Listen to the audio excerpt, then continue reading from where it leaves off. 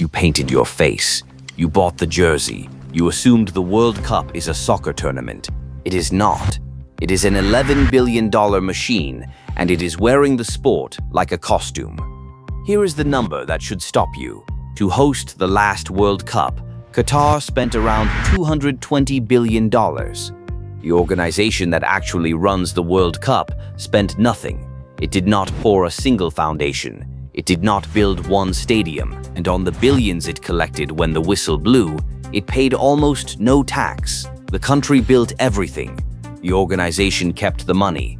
That organization is called FIFA, a small association headquartered in Zurich, Switzerland, that exists on paper to promote football and that is registered on paper as a non-profit. In reality, it controls the single most valuable month of television on the planet, and it runs on one quiet rule: own everything that makes money, pay for nothing that costs money. Here is how the machine actually works.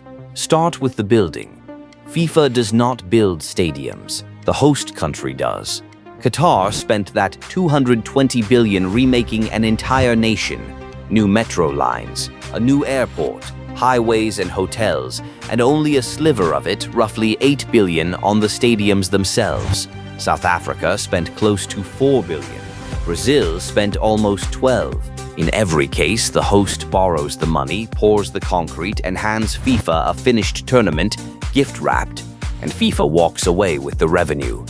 The broadcasting rights, which are the real prize, the sponsorship deals, the ticket sales, in the last cycle, that came to $7.5 billion, almost half of it from television alone.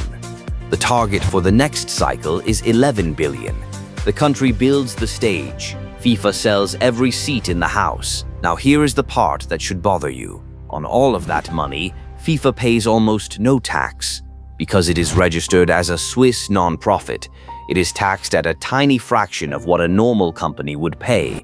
And then it goes one step further. When a country bids to host, FIFA requires that government to make FIFA itself tax-exempt for the entire tournament. So the host spends tens of billions, takes on the debt, and signs a contract promising that the organization collecting all the profit will not be taxed on a single dollar of it inside their own borders. The host eats the cost. FIFA keeps the cash, tax-free. Put one tournament under a microscope. For the last World Cup alone, FIFA collected over $6 billion in revenue, money it earned without laying a single brick. By the time the books closed, it had booked the most profitable World Cup in history. A net profit north of $1 billion, and cash reserves pushed to a record, approaching $4 billion. The host had spent tens of billions and was left maintaining the stadiums. FIFA simply cashed the checks, and for a long time, a lot of that money went straight to the people running the machine.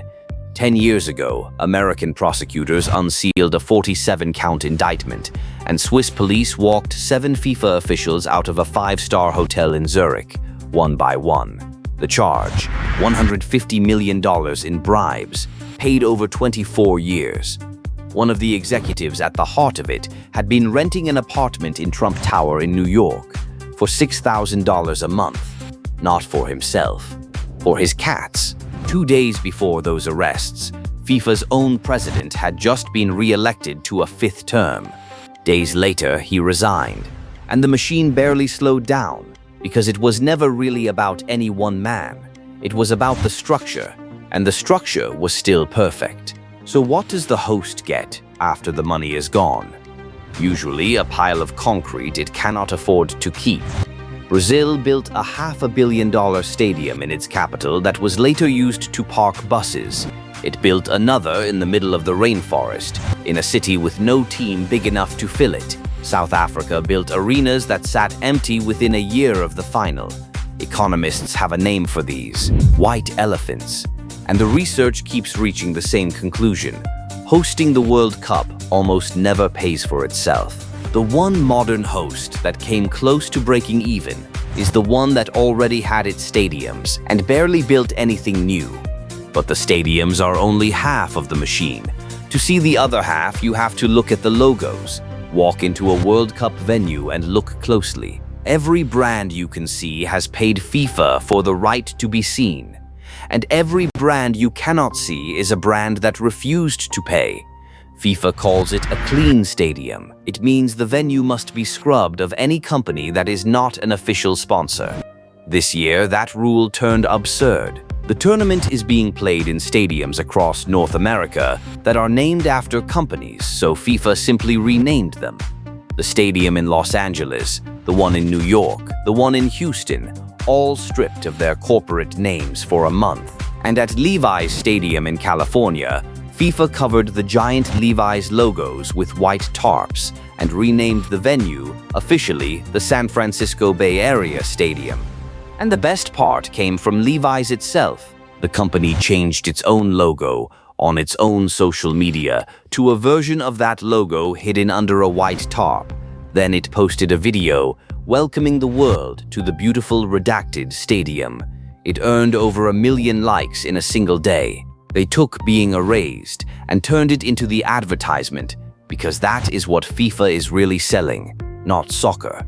Exclusivity.